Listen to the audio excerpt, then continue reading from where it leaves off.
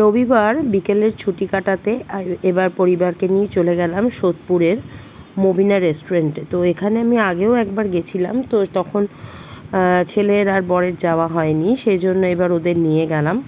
তো কোন্নগরে ফেরি পেরিয়ে লঞ্চে করে আমরা পানিহাটি ফেরিঘাটে নামলাম এবং সেখান থেকে আমরা অটো করে স্বদেশী মোড় চলে এসেছি।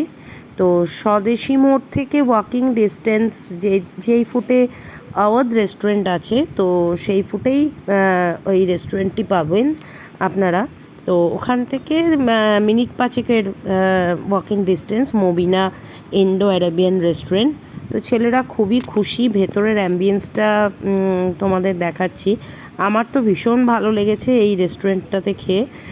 তো এর আগের ভিডিওতেও আমি দেখিয়েছি তোমাদের জায়গাটা। তো ছেলেরা খুবই খুশি হয়েছে এবং আমরা সিটিং যেটা মাটিতে বসে সেখানেই আমরা বসেছিলাম। তো এই জায়গাটারই ডিমান্ড বেশি থাকে চেয়ার টেবিলের থেকে। তো তারপরে আমরা এখানে অর্ডার করলাম মান্ডি অ্যান্ড বিরিয়ানি কম্বো, যেটা লাহামা মান্ডি, যেটা মাটন ছিল এবং মাটন চিকেনের মিক্সচারে একটা কম্বিনেশন ডিশ।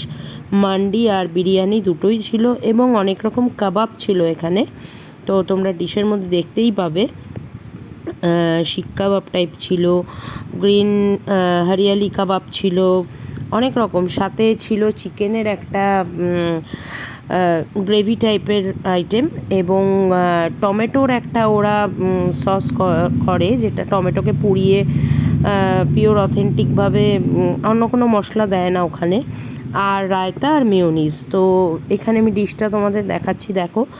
এবং মান্ডিটা খেতে খুবই ভালো, তোমরা অবশ্যই একবার ট্রাই করো।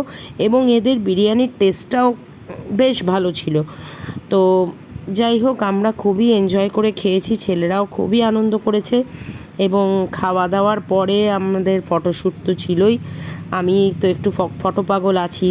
তো যাই হোক, অনেক ফটো তোলা হয়েছে এবং নেক্সট টাইম আমি আবার আসব। এবং এখানকার ওয়েটারদের বিহেভিয়ারও খুব ভালো, তোমরাও অবশ্যই একবার কিন্তু ভিজিট করো। তো এই ছিল আমার আজকের শর্ট ভিডিও। কেমন লাগলো তোমরা কমেন্টে অবশ্যই জানিও এবং একবার তোমরা ভিজিট করো। তো আজকের মতো এই অবধি, টাটা।